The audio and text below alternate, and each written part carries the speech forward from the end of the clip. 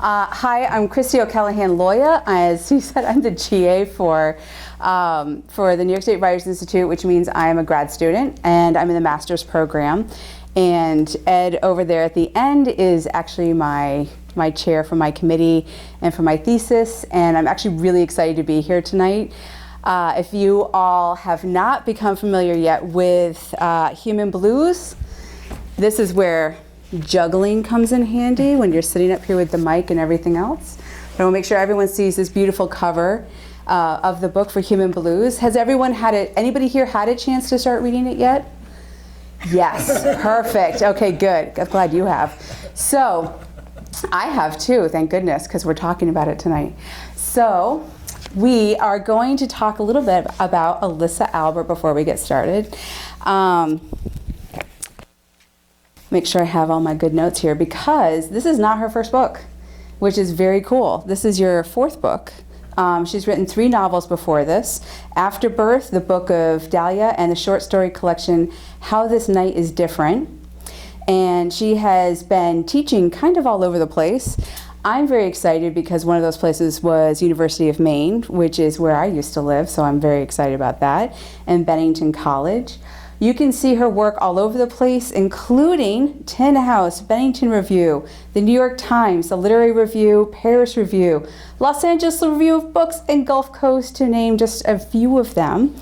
And she's got, prizes and stuff, because, why not? Because she's awesome. So we're very excited to have her here tonight talking about her new book. And I'm going to read some of the reviews because I think they're fun to read. Riotous and visceral from Vanity Fair. I hope someday that someone will use those terms for me, because that would be really nice. Magnificent, explosively hip, funny, and heartfelt from the New York Times.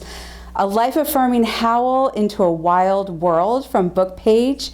Darkly funny and tongue-in-cheek from Hadassah Magazine. Heartfelt, funny, brutal from Town and Country. And my favorite of them from Cosmo, which is darkly funny. So I'm a dark humor fan. I'm also a fan of many of the things that are discussed in this book. So for those of you who haven't had a chance to start reading Human Blues yet, the main character is Aviva Rosner, and she is doing pretty well in her music career, which is very nice. She's got a 4th album out, she's going on tour, and along with that, she's got a pretty decent marriage, which is also very nice. But she's trying to kind of bring her world into having a child with it, and she's into her 3rd year of attempting to have a child, and infertility has become an issue. So that kind of catches us up to the beginning of the book. And the book is broken up over 9 cycles of a menstrual cycle, which I was a community educator for Planned Parenthood for 12 years.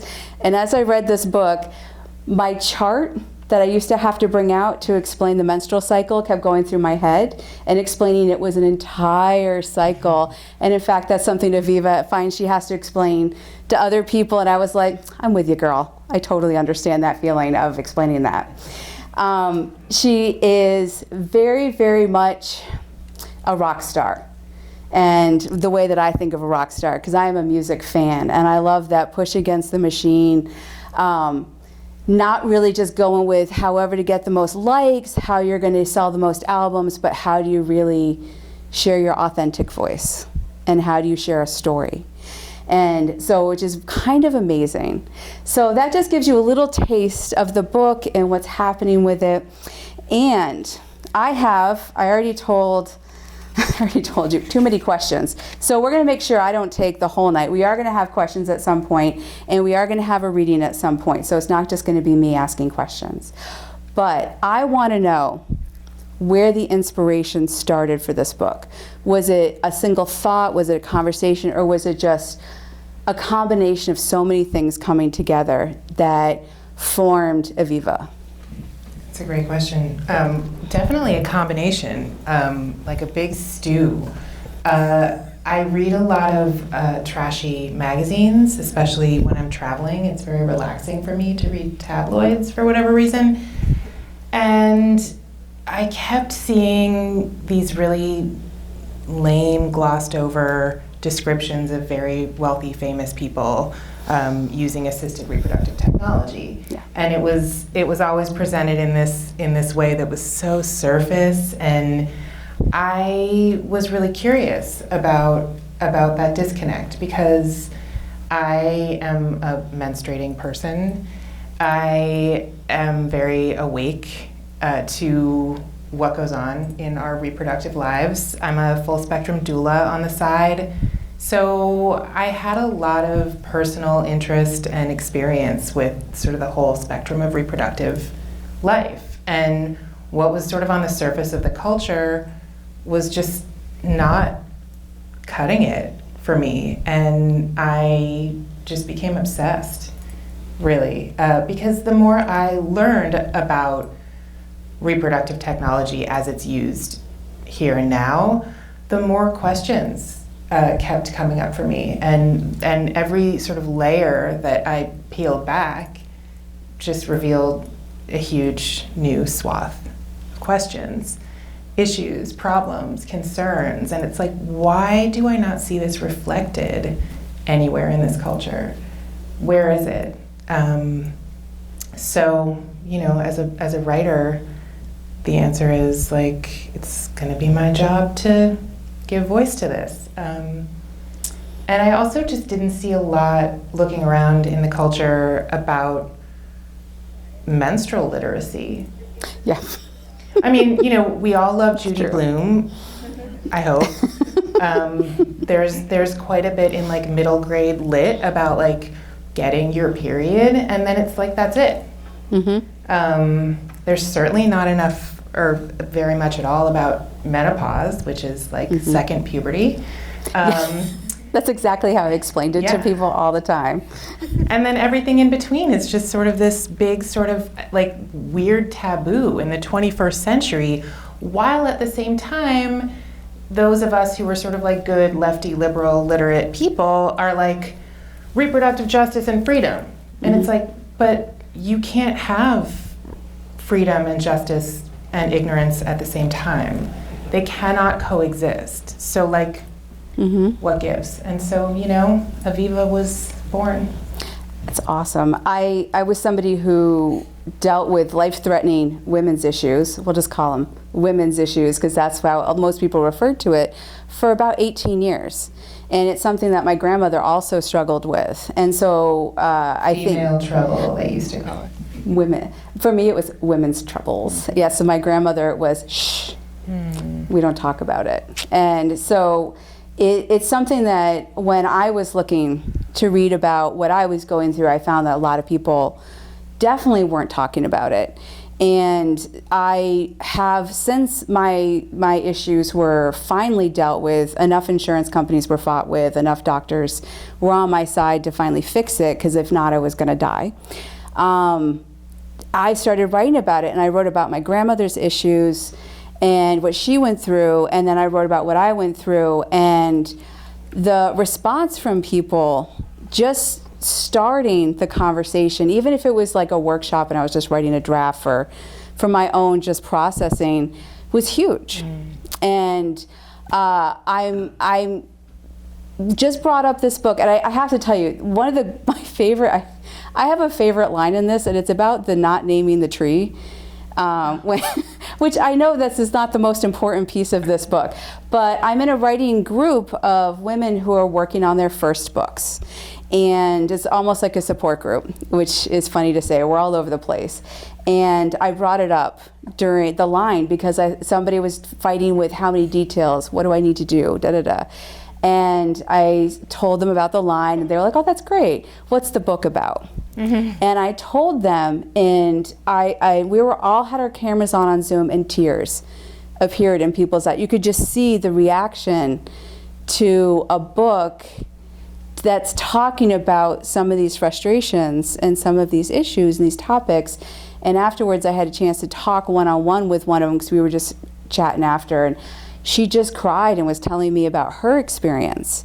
So do you find that that's something that's happening quite a bit as you're talking to people about this book? Are people sharing their stories and saying they wish there was more and more to hold on to? Yeah, it's a mix. some of that for sure, but also a kind of a sad amount of like, I can't read this book. Yep.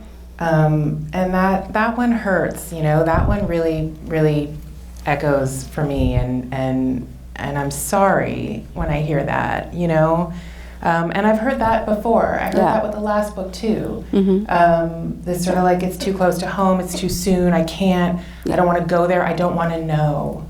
And that sort of, that I don't want to know, that is sort of at the center of the struggle in the book too. This kind of like, what do you mean? Like, how can you not want to know? And I think that's just like a constitutional thing. Like, I guess there's just, you know, different kinds of people in the world, obviously. Some of us are comforted when we sort of can swim to the bottom and touch it and know what it feels like and know where it is.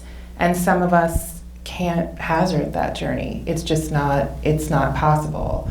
It's not comforting to have to go there. It's like an assault, and it's just not a possibility. So, you know, I've learned to put work out there and hope that people who want it and need it can find it and avail themselves, and people who don't want it or don't need it or can't deal with it can find something else, you know? Do you find that there, along with the I'm not ready for it, are there also, because it is very political, and I think if we didn't pay attention to, I don't know, yesterday, we just happened, that women's bodies are still very political, very commodified, very much up for public discussion, even though, but at the same time not. Well, right, like the thinnest surface. Yeah. So it's really strange to me. It's just kind of like a bizarro disconnect how much women's bodies are just up for discussion and at the center of so much political bullshit, and yet profound, widespread, deep ignorance about what actually goes on and how it works and like the what mystery. It is. It's, I mean, It's like a mystery. It's a taboo in the 21st century. I mean, we're dealing with this guy who wants us to go live on Mars and like detach our brains so that we can live in goo and God knows what. And yet, how many people have I talked to in the last 3 months alone on book tour who just don't have a working familiarity with what a menstrual cycle is, but they have an opinion about abortion. Right. What? I was thinking about exactly that with what I was thinking about. There's so many things to talk about, quite frankly, in this book. And one of the things that kept coming to my mind was just remembering how many men ask the question about twins, like telling me I don't understand twins, and like, why do my kids not look exactly like me? And so I'm explaining genetics, and I'm explaining this mystery, and the questions about like, well, I gain weight when every time my wife gets pregnant. That's biological, and I'm like, nah. If you see someone eating ice cream, what do you want to do? You want to eat ice cream. That's how it works. So the mystery is definitely there, and the curiosity is there, but sometimes it's only to a point. And I think that's where Aviva comes in as such an interesting voice to talk about these things. And one of the things that I think is really well done in here is that because it's a cyclical, each chapter is a cycle, there is a cyclical thought process within each cycle. So it's kind of almost like a snowball effect in a way, because each chapter there is this repeating thought process. Of course there's going to be repeat, because every time there's a new cycle starting, the pain, the fear, the worry, the concern, the panic's going to start all over again. But then new information, other people's very so helpful advice comes along.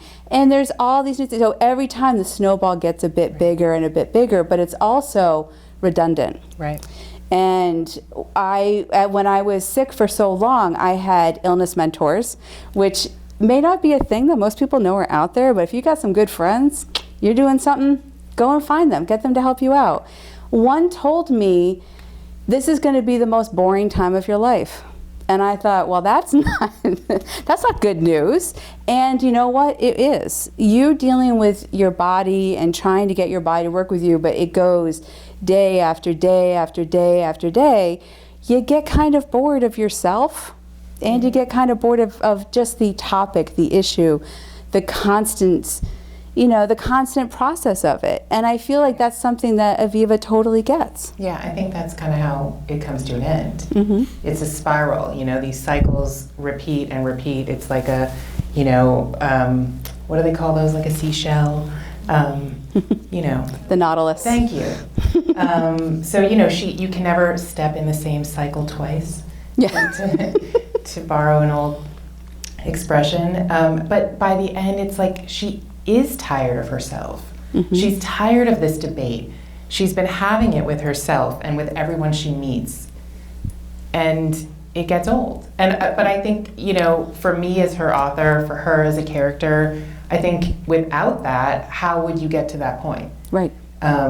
If things are denied or silenced, or there's a refusal to engage with huge obsessional problems that any of us might have or face in our lives, then you're never done. Then you live in a haunted house forever. If it's like, nope, then,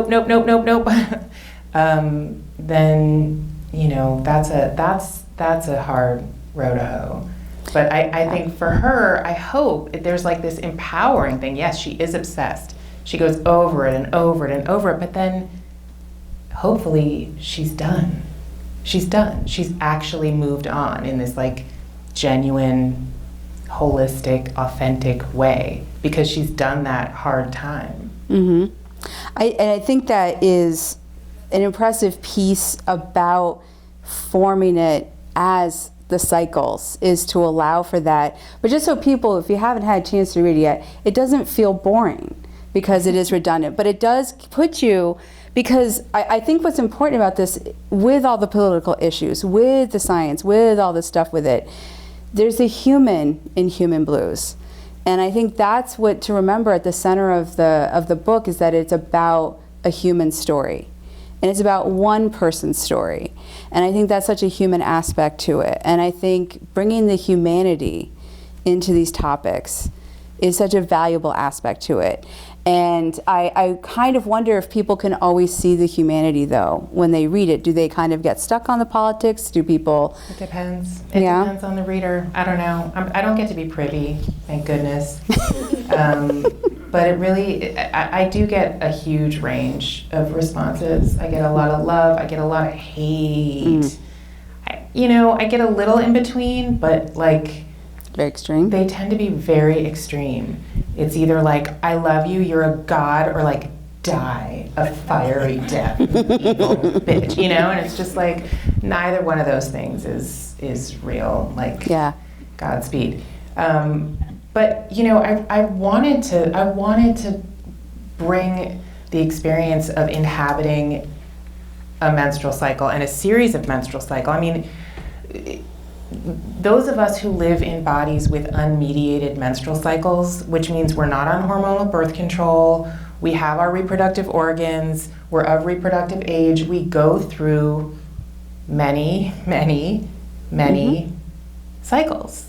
It's not one, it's not two. And if we're fluent in what it means to be living in these bodies and what these cycles actually consist of, which are 4 phases, each with their own distinct set of physiological, emotional, psychic, dare I say spiritual characteristics.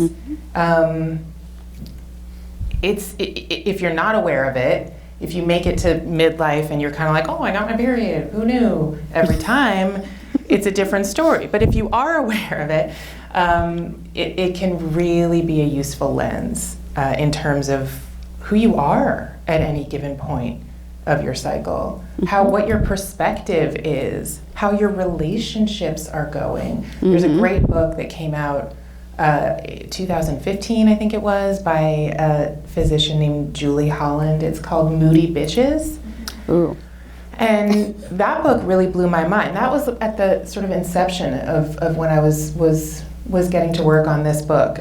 She's been a practicing psychiatrist for many decades in Manhattan, and she said that she was driven to write this book because women in particular, who are tend to be much more medicated than men in this culture, women kept showing up in her office in Manhattan, like high-powered, high-achieving women, and they were asking for psychiatric drugs by brand name, and she was like, what are you eating, and how are you sleeping, and where are you in your menstrual cycle? And they were like, what are you talking about?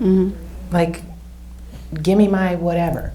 And she was like, okay, like, but let's, like, do you understand that you have a luteal phase?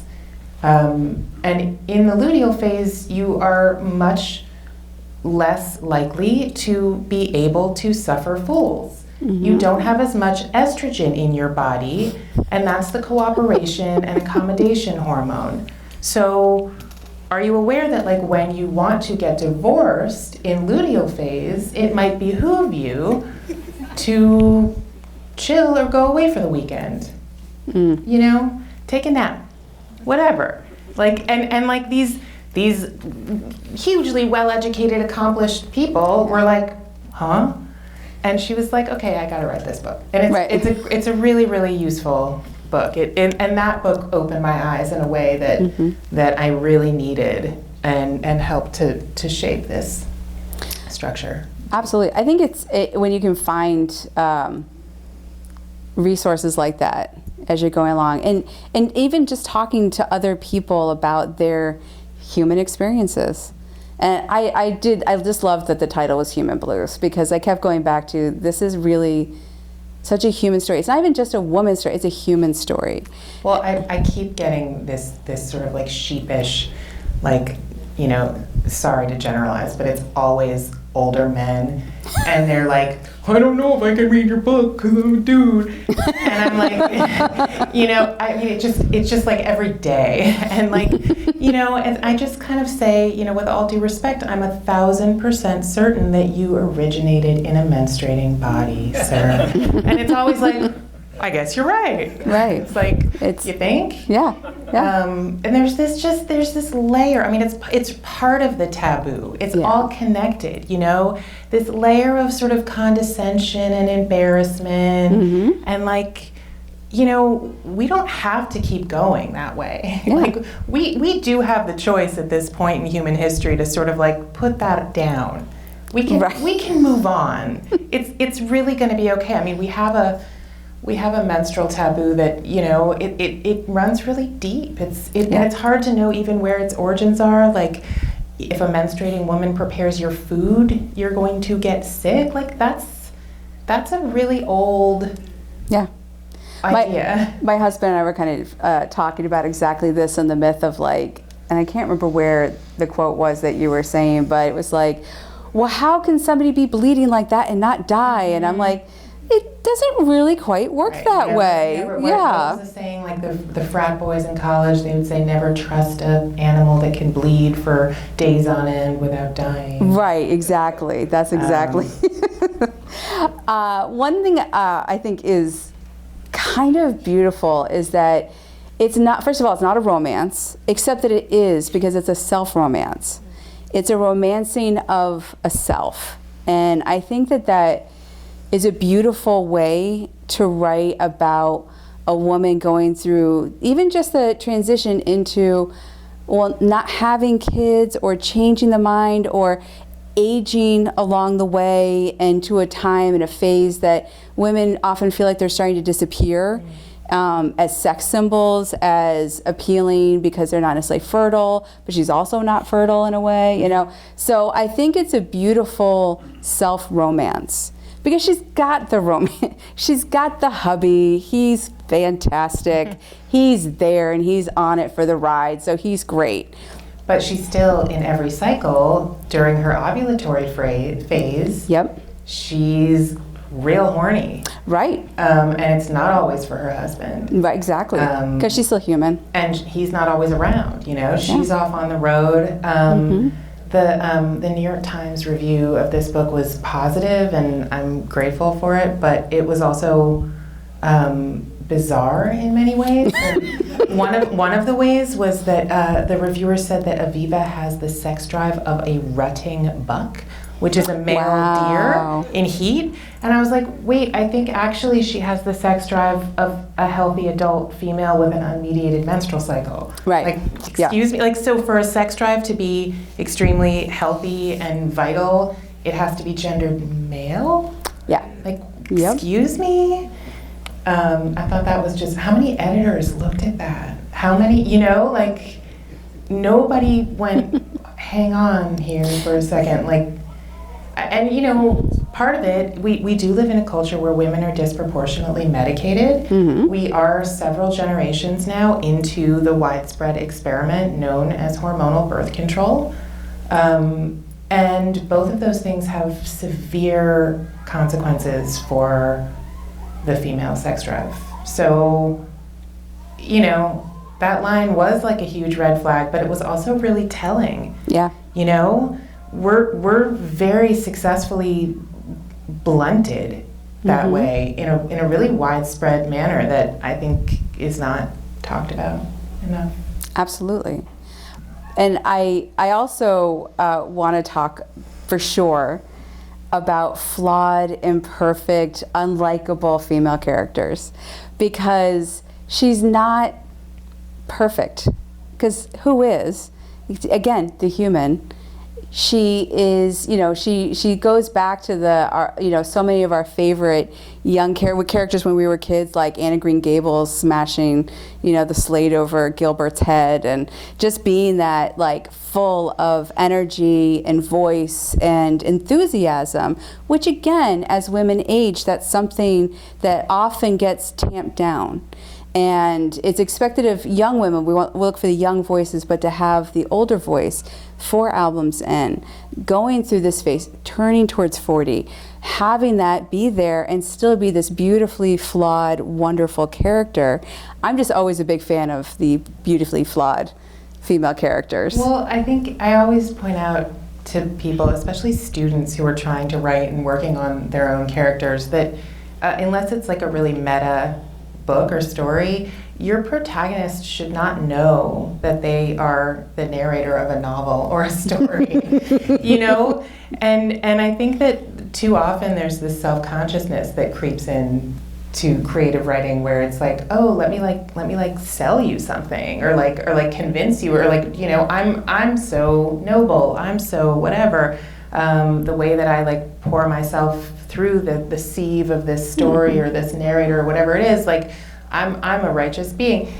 That's not how we exist in our private thoughts. If there's anyone out there who's fully, balanced and fair and non-judgmental and unself-righteous in their own private thoughts, I would love to meet them. I mean, it would be a true honor. I actually was just thinking that would be the most boring book in the world.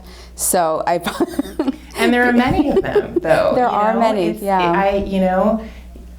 If you read a lot, and if you're in this position of looking at student work a lot, it's often a process of getting people to sort of drop the bullshit. It's the human frailties that are interesting and universal. I mean, I guess the desire to appear perfect or unflawed is also universal and perfectly understandable, but it doesn't make for great creative work.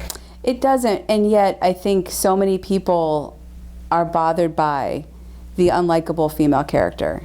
And I think that is a struggle in women's writing, and I think probably same for film and many other places, is that public versus private persona. And I tell people all the time about my grandmother is one of my favorite people to write about, because she was a character, and she was one of those she knew how to be very proper in front of everyone, but then when no one else was around, she told the dirtiest jokes. And they were fantastic, and they used to make me laugh so hard.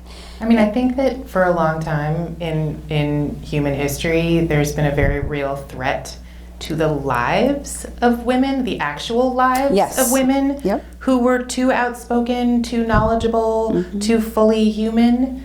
And I understand that has a resonance that we might not even be aware of, that like you better watch out or you might get your tits cut off while they burn you at the fucking stake, like quite literally. And I think we maybe underestimate what that sort of epigenetically does to us, in terms of self-censorship, in terms of self-abnegation. That shit is real. It wasn't a mythology. That happened. So I don't know. I think there's a lot of really beautiful and vital work happening now that's of course very threatening to the authorities around gender. And I learn a lot from the people who are younger than I am, 10 years younger, 20 years younger. I'm really interested and I'm paying super close attention because I think that they are doing super good work in terms of saying it's time to absolutely eradicate this. You know, the second and third wave feminisms that I came of age with and that I identify so strongly with are no longer enough. Yes. And I am super interested in sort of playing with those ideas. And I just last week, somebody was planning a reading and I'm involved and it was like, oh, guess what? It's like women's fiction night. And I was like, nope, sorry. I'm not comfortable identifying as a woman in that regard. Like it's either a good writer night or it's not, but I'm not going to do it as women's fiction night. I'm just not, I don't identify in that way. And it was the first time I actually was like able to say that. And I'm old for that, you know, like I'm not of the generation that is like super fluent in being like, no, sorry, I don't identify as that. You don't get to gender me. You know, I do identify as a woman in many contexts and I probably will continue to, but in terms of like the work I do, no, I don't. And I don't want to be gendered that way. So, you know, and it was great. And the person was like, I'm sorry, totally, got it, no problem. And it felt really good.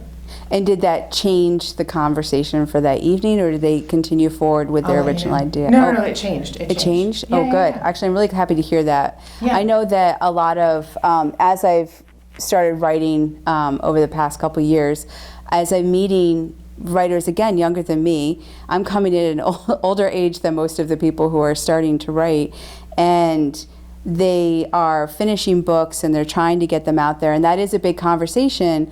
One who was they kept sending notes back of, it's not feminine enough and we want to put a pink cover on it and we want to put it in the women's fiction section. She was like, but it's not women's fiction, it's actually different than that, and I want it to be just fiction. Can it just go in a fiction section? And so it was a real battle for her to get the book she wanted to write out there the way she wrote it. And she did. And I'm very proud of her for it. It's a really good book. That's cool. I will tell you the title later. But she did fight, and she shared that struggle with me as she was going through it because she would cry. It was just stressful. And it was very hard to have that feedback going to her as a young writer who wanted to tell a different story. So, yeah. Yeah, I you know, your original point was so interesting about like your grandmother and being one person with one face and one sensibility in one realm and then a different, and there's something really real there about safety. Yeah.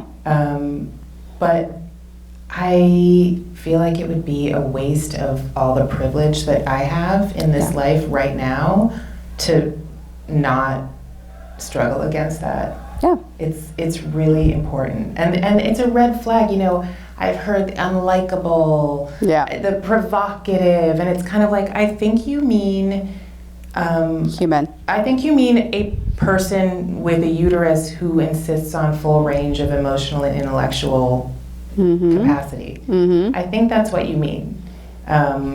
Okay. Yeah, I recently had a writing group where the two of the guys said, but I just don't like her. And I was kind of like, good. Her loss. All right. I mean, you can keep saying it, but maybe I need to make her tougher. I don't know. Maybe I need to make you like her less is Also, maybe my though, goal. I really like people I don't like in art. Yeah. In Yeah, art, me too. You know, in life I might cross the street, but like art is this playground for the shadow self. Yeah. And it's a place where we can sort of rehearse hanging out and spending time with challenging people who we might not like in real life, Right. and we might want to cross the street when we see them coming in real life. But like that's what this is for. This medium allows us to confront that with nothing at risk for us personally. It's like a way to get braver and more empathetic. That's, you know, hopefully it's a really beautiful medium in that way. I agree. And I think that's what's fun about reading a wide variety too. And even watching a wide variety of movies, just that wide variety of music, giving yourself a wide brush in order to experience so that you can, as opposed to being like, well, I'm a man, so this must not be written for me. Right. No, whatever. Go ahead and read it. You know, it's even better, read the thing that wasn't specifically written for you, 100%. because maybe then you get a chance to learn about someone else's experience in the process. I mean, this is how I became a reader. I was like a lost, lonely child who, you know, nobody was leveling with me. Nobody was being honest or open or present with me, and I had to go sleuthing. I had to go read all those books to find out what's really going on. You know, and some when people don't need that sometimes, or like they're like, I don't like to read, I don't like books, sometimes I think, oh man, that sucks for you. But sometimes I'm like, oh wow, how cool. Like, you're satisfied with what you're getting. Without that, that must be so nice. That must be so comfortable. I know, right? But like for me, and it just stuck. It was just this kind of like, I need to find out what the hell the deal is. Yeah, and I'm going to throw in another character who I happen to have really enjoyed while I was reading it, which was the rabbi. I think throwing in these other voices that were really support voices who really weren't the same voice, which was wonderful. They all offered different information, but there was something about the rabbi. And I would love if you talked a bit about the role of the rabbi, that voice, that character, that balance that he created. The rabbi's like this father figure. Yeah. He's Aviva's shrink. He's her therapist. He's not a rabbi, but she calls him, he is an observant Jew, so she nicknames him the rabbi, but he also serves in that capacity for her. He's the wise elder who's really able to help her philosophically struggle through the questions that she has. So they have this almost Talmudic discourse, and he's able to sort of mentor her in it. And he is this benign, avuncular figure. It's a really special relationship. And he's a cheerleader. Yeah, he like cares about her. Yeah. He's like a really good shrink. He's the shrink we all want. He's the shrink.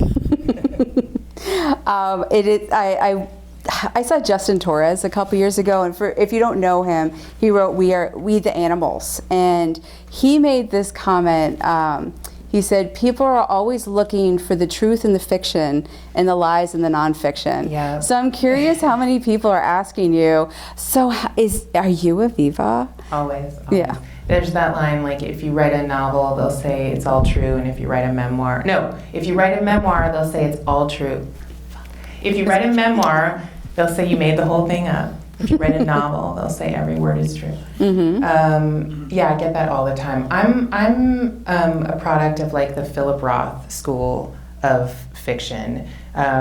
He was one of the biggest inspirations for me when I was really starting out seriously. He still is, but the way that, you know, he talks about, you don't abandon your biography when you write fiction. You don't have to. You torture it. You abuse it. You plunder it. It's like this wealth of stuff that you get to every time you sit down to write a novel or a story. You get to like pluck anything you want and be a total mercenary about it. It's like all yours. Yeah. So like, I don't care to make up certain things. Like, Aviva is a Jewish girl from West LA, you know, with like a family history that's like very, very much like mine. Aviva lives in Albany. Aviva, Aviva's also a creative person. Aviva's, on her 4th album. This is my 4th book. So it's like that Rothian way of sort of like having a little fun. It's like goosing your autobiography almost. And then switching out these really central factors. While Aviva is like desperate to have a child, I'm writing this book and I'm very, very much involved with raising a young family. So, I'm like scribbling notes for this book in between like carpool runs and so, yes, no, yes, sure. I had a friend once who she was like, let's go through your book. This was several books ago. I want to like ask you like a bunch of things. Like, is this real? Did this really happen? Is that what you think? Does somebody ever really say that? And I was like, yeah, no, we're not going to do that. That's not the game. Right. So, it's like a way of like having fun with my own autobiography. I don't want to, like, it's the narrative juice isn't there for me in terms of making up, what it's like to be from St. Louis. It's like, I'm not that interested. Yeah. I am interested in fully immersing myself in what it's like to walk through this world as a woman of childbearing age without children and to be subject to the constant harassment about how you cannot be a full person as a woman if you do not bear a child. Yeah. That is narratively juicy to me. I want to spend years living in that. Yeah, the internal and the external struggle of one character, because it's not just the internal changes, the internal life, the internal aspects that are happening for it, but it's the external pressure, the external society, medical, technology, all these politics, everything. And you can't separate them out at a certain point because like the world gets in your head. Yeah. It just does. Yeah. Should I read a little? Yes. Oh, okay. Yes. I have the book she's going to read from, so hold on. Okay. So I'm going to read this short excerpt that Aviva's tortured by this question of like, should she avail herself of assisted reproductive technology? Because she wants a child. It's not happening. Doesn't seem like it's going to happen. So, you write a check, you guns blazing. That's what you do if you're of a certain caste in this culture. You get what you want because you want it, because that's what we do. And she's really ambivalent. She's just like, I don't want to, like, and what's wrong with me and what's my problem? And like, so here's a little section where she's kind of mulling it over for the umpteenth time. She's just like wary. She's really not into it, and it's all around her. Friends, relatives, everybody's just, Mommy, where do babies come from? Well, Pumpkin, Mommy and Daddy loved each other very much, and we kept buying furniture and clothes and going on vacations to cool places and getting shit-faced on the regular, but that was getting surprisingly boring, and we were kind of getting old. So we wanted to make sure you were born because dogs don't always live super long. And anyway, we didn't really have any other vision for our middle years or old age. And also, when all your friends have kids, you start to feel like a loser if you don't. So, early one morning, Daddy masturbated to this particular sort of site about naked ladies who are missing different pieces of their bodies, like arms or fingers or legs or hands. Everybody likes different kinds of sights, you see. And when he was very happy with the sight, he sort of peed happiness into a little container. And Mommy put it in her armpit to keep it warm and drove straight to an office in a big tall building where it was chemically treated by a lady with super awesome purple glitter gel tips so that the weak, ugly, dumb sperm were burned up and thrown away, and the strongest, best got sucked up into a giant needle, which then got inserted by an okay doctor with a comb-over who'd really wanted to be a reproductive endocrinologist instead. Who'd really wanted to be a sports doctor, but his grades weren't competitive enough, so he became a reproductive endocrinologist instead, through Mommy's forcibly dilated cervix and into her womb, where we already knew there was an egg waiting because we saw it on the ultrasound. And also, Mommy the day before got a shot of hormones synthesized from pregnant rat urine to trick the egg into coming out. And 9 months later, there you were, a precious gift from a mysterious God. Life is miraculous, you see. So this is just her like mulling things, having her own imaginary. And now she's back on her phone. She's always kind of on her phone, off her phone, on the feed, off the feed. It's sort of this seamless, tormenting. And harmony. And now she's back on her phone. A trend piece about wealthy single older men arranging offspring for themselves using surrogates. You reach a point in life and say, I have absolutely everything, but I don't have this. A starlet's confessional, why I froze my eggs. A story about scientists hashing out the ethics of ectogenesis.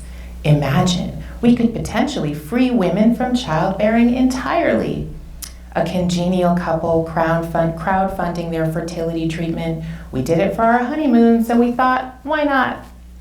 Once you got hip to the through line, it was everywhere, connecting everything. The through line was money. It's a good little. Thank you. So that's Aviva in a nutshell for you. Yes, yeah. So we want to open it up for questions. Anybody want to ask any questions? How did you come across the title for the book?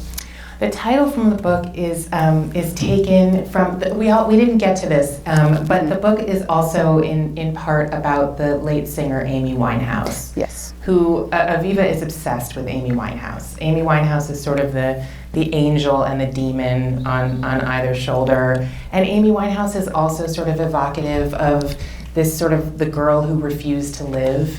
And Aviva always imagines her reluctant offspring is a girl. So it's like this girl who you can't tell what to do and who's like hell-bent on non-existence, kind of. So Amy Winehouse is this circulating, and toward the end, Aviva goes to London and she has an evening with Amy Winehouse's mum. And there's a pile of, and mom brings out all that, like a shoebox full of stuff, and it's just very like sweet and loving, and much like the rabbi becomes like this mother figure who's like very nurturing and lovely to Aviva. And Human Blues, Amy made a series of mix CDs back when we were like burning CDs. Before there was music streaming. After there were cassette tape mixtapes, but before there was streaming, you would burn CD mixes for people. And Amy had made a series of mix CDs that she titled Human Blues. And so, but there are no track lists. You don't get to know what's on them, and the CDs themselves are all missing. There's just these empty jewel cases, empty vessels. Can you tell where the interview came from? Share. What with the mom? With the mom. I actually got to go meet Amy's mom when I was nearing completion of this book. I was just kind of like shot in the dark, and I was like, "Hey, can we meet up?" And she was like, "Sure." After she was certain that I was not a journalist, because journalists are filthy. Novelists are pristine. So that was super helpful, because I actually had no idea how I was going to end this book, and then that was very inspiring. Yeah. Early in your conversation, you mentioned a quote, your favorite quote from the book, but you never told us what that quote was. The trees. I'll look for it. Hold on one second. There's a couple instances. Yeah. I can paraphrase if you like. Yeah, go ahead, because it's so good. It's like Aviva's like walking in the park, and here's a big tree, and she leans against it and kind of has a minute, and like it's like she didn't know what kind of tree it was, and she always finds it jarring in novels when people always know what kind of trees are. Like it's a beautiful tree. Like she's not a freaking arborist, Yeah. And oftentimes they'll be reading a novel and it's like a chestnut tree, and it's like, how does that bike repairman know that? Like it's just like. So I was being a little tongue-in-cheek there. But I loved it. It's one of the things that made me giggle when I was reading it. So yeah. What other questions do people have? Yeah. Seems to be quite a few issues that women needs a champion for. This abortion thing, of course, and we had another speaker here that talked about the vagina, and you're talking about other women too. Mm-hmm. Who's championing women so that they can be free of all the inhibitions that are being imposed on them? Mm-hmm. And does your book have a cop diem in line with that champion? I hope so. I hope so. I think it's a slow process. You know, there's that story from the Old Testament, or as we call it, the Hebrew Bible, where, you know, the Israelites who had been slaves were not allowed into the Promised Land. They all had to die out.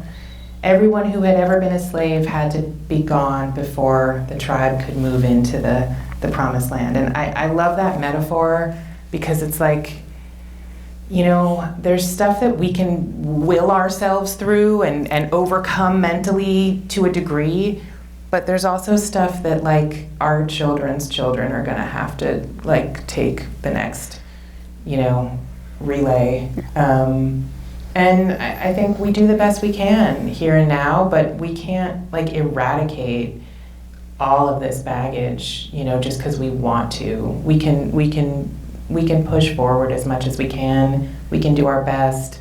I'm really grateful that I don't think I run any immediate personal risk of being set on fire for saying these things.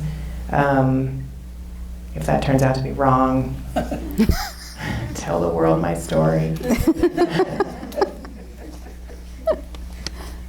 Go ahead. In the excerpt that you read us, a lot of your language actually felt very poetic, which I think is wonderful given that it's the thought process of someone who is a songwriter. And I was just wondering, like, how much of Aviva's art factors into how she's processing all the things that she's going through in the book? It's a great question. I think a ton. Like, she's you know, we spend our time in whatever pursuits we're involved in, like, they shape us. Like, you know, our consciousness is not separate from what we do. And if you're a writer, you know, words are immediate and visceral. If you're a potter, you know, the feel of the clay is how you process emotion. And so it was important. I don't think I could have written this story had I tried to make her something super disconnected from, like, the creative act. Like, it had to be, you know, and I didn't want it to be. Roth will sometimes, you know, Zuckerman is his alter ego, and it's the writer, you know, it's the novelist. And there was a minute at the outset here where I was like, okay, I'll just, like, write, this is gonna be like a Zuckerman novel. I'm gonna get myself an alter ego, and then I can use that alter ego whenever I want. But it very quickly became apparent that there wasn't enough juice there. It was like too low hanging. So music seemed like a decent leap. And I'm a huge music person, and so yeah, I think it's huge for her. She's always, like, writing songs. She's always, yeah. And speaking of music, I do highly recommend the article that you wrote about Ani DeFranco for LitHub. So if you're a music fan, definitely check that out, because it's a beautiful tribute to Ani DeFranco, who does get mentioned in the book, and I feel was a very, like, strong role model for Aviva's character. Totally. So.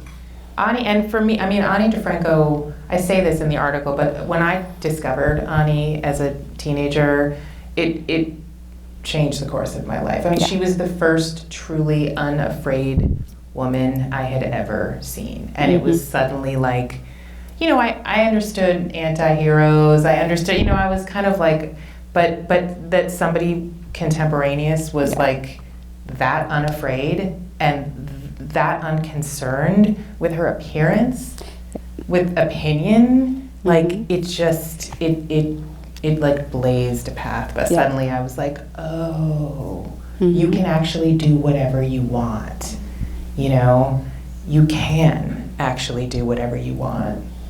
Mm-hmm. It's kind of mind blowing. Yeah. Oh, and there's a Human Blues Spotify playlist that's like 5 hours long. If anybody needs a lot.